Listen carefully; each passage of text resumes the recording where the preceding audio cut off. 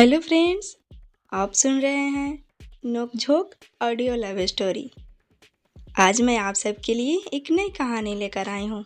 इसे लिखा है हमारी आशा शुक्ला मैम ने। इस कहानी की शुरुआत मेले से होती है। आखिर मेला देखने की दिली इच्छा किसकी नहीं होती, लेकिन क्या इस मेले में हमारी पूर्वी की जीवन एकदम से बदल जाएगी? चलिए आगे जानते हैं। इस कहानी का नाम है पिंजरे में कैद मोहब्बत। मेले में जाने के लिए दो सहेलियां तैयार हो रही थी और एक सहेली दूसरे को जल्दबाजी दिखा रही थी। अरे जल्दी चल, अब क्या मेला उखड़ जाएगा तब जाएगी? क्या वहाँ के धूल फाकेगी या वहाँ पे खाली पड़े खदोनों को देखेगी? अधीरता से झल्लाते हुए पूर्वी की दोस्त सुरभि उसे सुना रही थी। कितनी देर से तो वो तैयार हुई थी, आंखों में आईलाइनर, गालों पर पाउडर और होठों पर पनीली लिपस्टिक, जो किसी को पता ही नहीं चले। और अगर गलती से हमारी आंटियों को पता चल जाए, हाय हाय जीजी, कुंवारी लड़की इतना साज श्रृंगार करे है के? बस शुरू हो जाती है जैसे साज श्रृंगार सिर्फ शादी के बाद ही होती है। रेशमी कड़ा हुआ सूट और लंबे बालों की स्टाइलिश चोटी। कितनी देर से तो सुरभि तैयार हुई थी और पूर्वी सब गुड़ गोबर कर दे रही थी। पूर्वी देख, जल्दी कर ले, मैं आखिरी बार कह रही हूँ, नहीं तो क्या? पूर्वी भी अब गुस्सा हो गई थी। क्या कर लेगी तू? हाँ, तुझे तो कोई काम धाम है नहीं, मुझसे पूछ। सवेरे से खाली हूँ मैं, खाली बैठी हूँ, साज श्रृंगार करने के लिए ही ना। सुरभि घबरा गई कि अगर ये फिर से अपने काम गिनाने लगी तो। देख, अब अपने काम ना गिनाने लगना, मुझे पता है तुझे काम है, कितना काम करना पड़ता है मुझे, तेरे जैसे मेरे ठाठ कहाँ हैं? पूर्वी बड़बड़ किए जा रही थी। तुम्हें तो सिर्फ 2-4 घंटे अपनी लिपा पोती में लगी होगी और 10 घंटे क्या पहनूं क्या नहीं पहनूं इसमें। सुरभि भी तिनक्कर बोली, सब तेरी तरह नहीं होते, तू सजे या ना सजे फिर भी कितनी सुंदर लगती है। लेकिन देख, हमें ना सुंदर दिखने के लिए सजना पड़ता है। सुरभि के अकुताने की वजह से पूर्वी ने जल्दी से कपड़े बदले और लंबे लंबे बालों को चोटी नहीं बना पाई, क्योंकि उन दोनों के पास टाइम नहीं था, तो उसे ऐसे ही खुला छोड़ दिया। हल्का गुलाबी सूट उसके रंग में ही घुल मिल रहा था। वैसे भी हमारी पूर्वी किसी हीरोइन से कम तो थी नहीं। लंबे कद, जो भी पहन लेती सब उस पे अच्छा लगता। माँ, पैसे दे दो जल्दी। पूर्वी ने अपनी माँ सुनीता देवी से पैसे मांगे। सुनीता देवी ने उसके हाथ में प्यार से रुपए रख दिए और दोनों जल्दी जल्दी मेला के लिए निकल गई। ये पूर्वी के गांव सोनपुर का प्रसिद्ध मेला था, जो कि नवरात्रि के समय लगता था। इस मेले में दूर दूर से लोग आते थे। मेले में दूर दूर से लोग अंदर आकर अपनी दुकानें भी लगाते थे। दोनों सहेलियों ने मंदिर में प्रसाद चढ़ाया। भीड़ बहुत ज्यादा थी और फिर दोनों ने मेला घूमना शुरू किया। एक एक दुकान पर सुरभि रुकती और कुछ न कुछ खरीद लेती। उसने रंग बिरंगी चूड़ियाँ, झुमके और न जाने क्या क्या खरीदा। वह हर बार पूर्वी को क्यों नहीं मारती, यार तू भी कुछ खरीद ले, लेकिन पूर्वी मना कर देती। क्या हो जाता है तुझे जब भी तू आती है इधर उधर? हाँ, अगर ऐसे ही चुपचाप रहना था तो मेला आई ही क्यों, घर पे ही रह लेती। सुरभि बिफर पड़ी थी। अपनी बातें ना अपने तक रख। पूर्वी खींच गई। मेरे तो पैर दुखने लगे, अब घर चल। इतनी जल्दी? ना बाबा ना, अभी तो मुझे झूला झूलना है, सुरभि ने खुशी से कहा। अभी 2-4 दुकानें और देखूंगी, उसके बाद झूला झूलेंगे। ठीक है मेरी माँ। जब सुरभि ने पूर्वी को मुंह फुलाते देखा तो अपने दोनों हाथ छोड़ लिए। चल, अब सिर्फ एक आखिरी दुकान, अब पक्का प्रॉमिस किसी दुकान पे नहीं जाऊंगी। सबसे लास्ट दुकान पर आने के बाद सुरभि की आश्चर्य भरी आवाज निकली।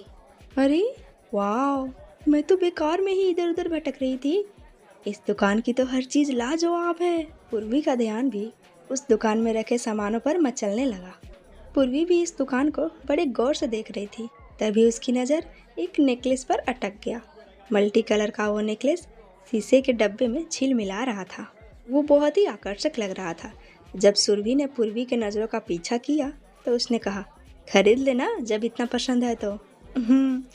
खरीद ही लेती हूँ, पूर्वी ने थोड़ा सा सकुचाते हुए कहा और दुकानदार से उसके दाम पूछे। यार ये मल्टी कलर है, हर तरह के सूट और हर तरह के कपड़े पर चलेगा। भैया ये कितने का है? सुरभि ने वो नेकलेस दुकानदार को दिखाते हुए कहा।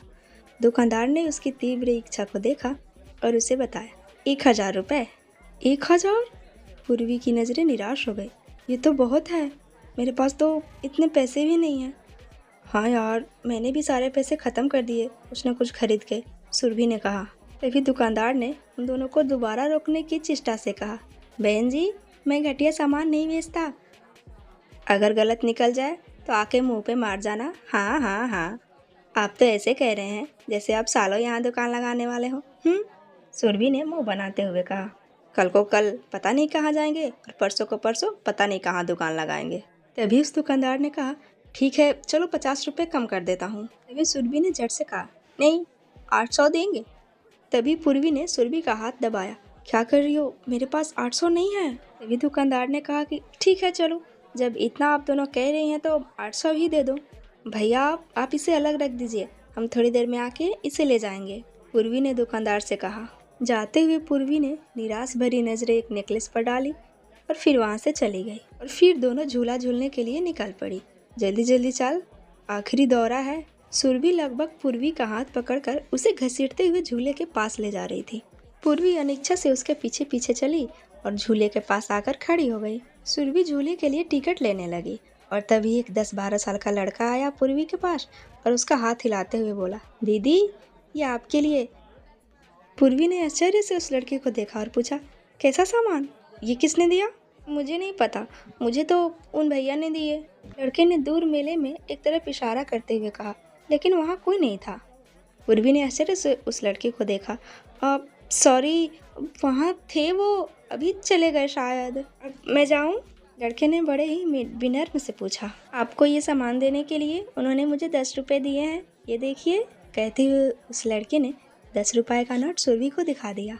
थोड़ी देर बाद वो लड़का वहाँ से चला गया। तभी सुरभि आई और पूर्वी का हाथ खींचकर उसे झूले पर ले गई। पूर्वी ने उसे रोकते हुए कहा, रुकना यार, मुझे तुझे कुछ बताना है। अरे चल ना, जब ये बताना होगा बाद में बताना। सुरभि उसे जबरदस्ती झूले पर ले गई। दोनों सहेलियां झूले में बैठ गई। झूले की सभी सीटें भर चुकी थी। सिर्फ उन दोनों के सामने वाले रो में एक सीट खाली थी। उस खाली सीट पर एक हैंडसम सा लड़का आकर बैठ गया और झूला चलने लगा। उस लड़के पर नजर पड़ते ही पूर्वी चौंक गई। अरे यार, मैंने इस लड़के को कहीं देखा है, मगर कहाँ? वो अपना सर खुजाने लगी। अरे हाँ, जब मैं 12वीं का एग्जाम देने गई थी तब। अक्सर मैं इसे कॉलेज के बाहर गेट के पास ही देखती थी। फिर खैर मुझे क्या, ऐसे तो न जाने कितने सारे लड़के होंगे जो उस समय आए होंगे। जैसे ही झूले ने अपनी गति पकड़ी, सुरभि ने शोर मचाना शुरू कर दिया। जैसे ही झूला ऊपर जाता वो जोर से चिल्लाती खुशी के मारे, और जैसे ही झूला नीचे आता वो फिर जोर से चिल्लाती डर के मारे। पूर्वी को खींच हो रही थी। क्या कर रही है, शांति से बैठना। सामने बैठा वो अजनबी लड़का बहुत ही जोर जोर से हंसने लगा। पूर्वी झिझक गई। इन्हें शायद झूले से डर लगता है, उस लड़के ने कहा। पूर्वी बड़े ही चक्कर में पड़ गई थी। ऐसा क्यों लग रहा है कि ये परिचित है? सिर्फ मैंने इसे देखा नहीं है, बल्कि कुछ जानती हूँ भी हूँ इसके बारे में मैं। उस लड़के ने अपने आंखों पर चश्मा लगा रहा था, फिर भी पूर्वी को उसका चेहरा किसी की याद दिला रहा था। खैर जाने दो, मेरा कौन है जो मैं इतनी सोच विचार में पड़ी हूँ। झूला धीरे धीरे रुक गया। वो अजनबी उतरा और पूर्वी के ऊपर एक गहरी निगाह डालकर उस मेले की भीड़ में गुम हो गया। सुरभि और पूर्वी भी उतर कर खड़ी हो गई। सुरभि अपने सांसों को रोकते हुए बोलती है, अब थोड़ा डर तो लगता है, पर मैं झूला जरूर झूलती हूँ। अब तुझे क्या हो गया, तू ऐसे क्यों मुंह लटका कर खड़ी है? अब चलेगी या यहीं पे स्मारक बनवाएगी अपना? कब से तो बेचैनी हो जा रही थी कि घर चलो घर चलो घर चलो, और अब खड़ी हो गई। चलना। और सुरभि फिर से पूर्वी को खींचते हुए वहाँ से ले जाने लगी। तभी उसका ध्यान पूर्वी के हाथों में 2 डिब्बों पर पड़ा। अरे ये क्या है, ये कब लिया तूने? जब तुझे चिल्लाने से फुर्सत मिले तब ना। मैं तो तुझे कब से बताने के लिए बेचैन हूँ, लेकिन तू अपने ही धुन में मस्त है, तो मैं क्या करूँ? अच्छा बाबा सॉरी, कहकर सुरभि अपने कान पकड़ लेती है। चल बता, अब ये कहाँ से आए? एक लड़का आया और वो देकर चला गया, कह रहा था कि कोई साहब दिए हैं। कौन साहब? अब मुझे क्या पता कौन साहब। चल खोल इसे, देख क्या है इसमें। सुरभि ने उत्सुकता दिखाते हुए कहा और दोनों मेले से बाहर आ गई थी। लेकिन सड़क पर आसपास से गांव के लोग और भी गुजर रहे थे जो मेला देखकर आ रहे थे। तो पूर्वी ने कहा, नहीं यार, घर चलकर खोलते हैं। घर पहुंचते ही पूर्वी की मम्मी सुनीता देवी उससे खाने के लिए पूछने लगी, लेकिन पूर्वी का तो मन उथल पुथल से भरा हुआ था। उसने मना कर दिया। सुनीता देवी शाम के डिनर का इंतजाम करने के लिए चली गई। सुरभि ने पूर्वी के हाथ से लेकर झट से डब्बा को खोल दिया। अरे तेरी की, ये तो वही नेकलेस है जो दुकान पर हम दोनों ने देखा था। हाँ, पूर्वी ने भी उलझन भरे स्वर में कहा। उसके चेहरे पर हैरानी के भाव थे। तभी सुरभि ने दूसरा डब्बा खोल दिया। अरे, ये तो बहुत सुंदर है। इतनी सुंदर चूड़ियाँ, लाल, हरी, पीली, उसमें ऐसा कोई कलर नहीं था जिस कलर की चूड़ियाँ उस डिब्बे में ना हो। ये तो बहुत सुंदर है यार, ये तो बहुत महंगी लगती है। तभी उसकी नज़र उसी डब्बे में कागज के टुकड़े पर पड़ी। उसने जैसे ही कागज को खोला, उसमें लिखा था, उम्मीद है चूड़ियाँ पसंद आई होगी। मुझे लगता है ये तुम्हारी सुंदर कलाइयों पर खूब जचेगी, अजनबी। सुरभि का मुंह आश्चर्य से खुला का खुला रह गया। ये क्या बात हुई? पूर्वी, मुझे तो लगता है ना कि मेले में कोई तेरा मजनू पैदा हो गया और तुझे तो कुछ खबर ही नहीं है। क्या मस्त फिल्मी तरीके से तुम्हें रिझाने की कोशिश कर रहा है वो। पर पता तो चले कि ये है कौन। मैं उसकी ये शौकात उसके मुंह पे दे मारूं। पूर्वी थोड़ा सा गुस्से में बोली। तो क्या तू इसे लौटा देगी? सुरभि ने हैरानी से पूछा। और क्या, मैं क्यों किसी अनजान से तोहफा लूं? सुरभि, कुछ भी कहो, जाने मन, लेकिन मुझे तो उसका स्टाइल बहुत पसंद आया। तो ले, इसे तू पहन ले और उसे दिखा देना। बहुत देखे हैं मैंने ऐसे मजनू। जान न पहचान, तेरा मेहमान, चलते ही चलते रास्तों में प्यार हो गया। हाँ? पूर्वी ने मुंह बनाते हुए सुरभि से कहा। लो जी, भलाई का तो जमाना ही नहीं रहा। तो अगर तू इसे पहनेगी तो वो तेरा क्या बिगाड़ लेगा? अगर वो मुझे मिल जाएगा ना, तो मैं उसकी आँख, मुंह, नाक सब नोच लूँगी। ओके मेरी माँ, जो मन में आए शो करना। सुरभि ने अपने दोनों हाथ जोड़े। मैं तो चली घर, कहते हुए वहाँ से निकल गई। कल फिर आऊँगी, तुम्हें जो अच्छा लगे तुम वो करो। पूर्वी और सुरभि दोनों पक्की सहेलियां हैं। गांव के स्कूल से ही दोनों ने 12वीं की परीक्षा पूरी कर ली। अब आगे इनके घर वालों को इन्हें पढ़ाने का कोई मन नहीं है। अब तो इनके शादी के बारे में सोचा जा रहा है, जैसे कि गांव में होता है।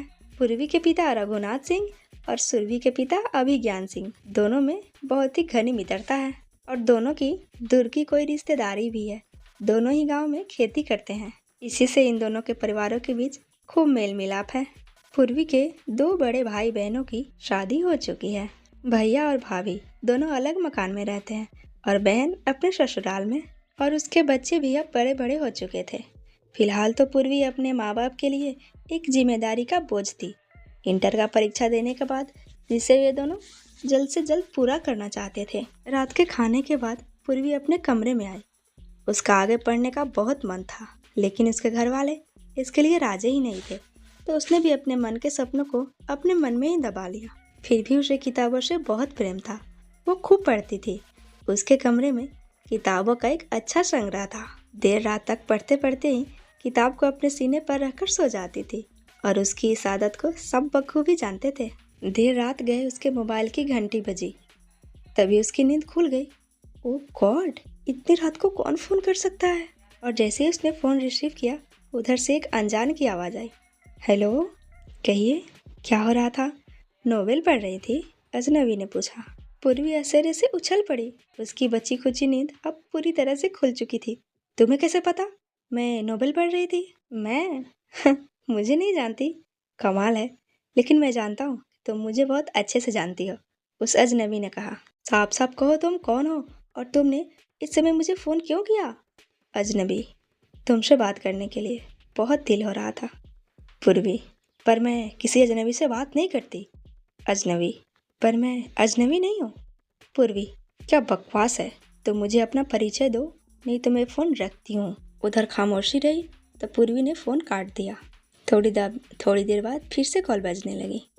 फ्रेंड्स, अगर आप लोगों को कहानी अच्छी लगती है तो प्लीज़ वीडियो को लाइक करें और शेयर करें, और ऐसे ही रोमांटिक और दिलचस्प कहानी सुनने के लिए हमारे चैनल को सब्सक्राइब करें। धन्यवाद। इसका अगला भाग कल मिलेगा।